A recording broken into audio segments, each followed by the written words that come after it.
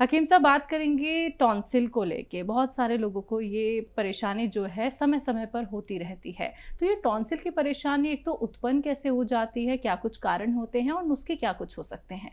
देखिए, टॉन्सिल से यहाँ पर हमारे गले में ग्लैंड्स होते हैं हम्म। जिन्हें टॉन्सिल्स कहा जाता है। और ये एक तरह के स्पीड ब्रेकर हैं। जैसे कहीं गाड़ी को लोग बहुत तेज़ चलाते हैं तो हुकूमत स्पीड ब्रेकर बना देती है। वैसे ही हमारे मालिक ने, भगवान ने यहाँ स्पीड ब्रेकर बनाया कि यहाँ से गाड़ी जब गुजरे तो स्लो होकर गुजरे। और ये स्पीड ब्रेकर हमारे लिए नहीं बल्कि उन कीटाणुओं के लिए हैं जो हमारे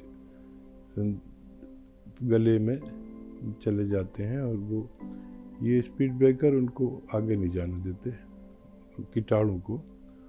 और उसे रोकते रोकते ये खुद इम्प्रेस हो जाते हैं, सूज जाते हैं, सूजन आ जाती है, लाल हो जाते हैं, पस पड़ जाती है। लेकिन ये किसी सूरत उनको, कीटाणुओं को अंदर नहीं जाने देते। अब ये होता क्यों है और इसका इलाज क्या है? होता इसलिए है कि जो लोग, जिन लोगों के अंदर इम्यूनिटी यानी रोग प्रतिरोधक शक्ति कम होती है, उनको बार बार बैक्टीरिया हमारे जिस्म में जाते हैं और उसे बीमार करते हैं। नज़ला, खांसी, छींकें, कफ, बलगम आना, ये बुखार आना। तो उन जरासीम, ये भी एक जरासीम है जो हमारी हिफाजत करते हैं, और वो भी जरासीम यानी कीटाणु हैं। दोनों कीटाणु हैं। जैसे इंसान अच्छे और बुरे होते हैं, ऐसे कीटाणु भी अच्छे बुरे होते हैं। तो हमारे जिस्म में अच्छे कीटाणु जो होते हैं, उनको वो ऐसे बैक्टीरिया से लड़ते हैं, उनको ख़त्म करते हैं। ये सिस्टम है हमारे बॉडी का। तो हमारे जब जो अच्छे कीटाणु हैं वो कमज़ोर पड़ जाते हैं, तो ये बैक्टीरिया हम पर हावी हो जाते हैं।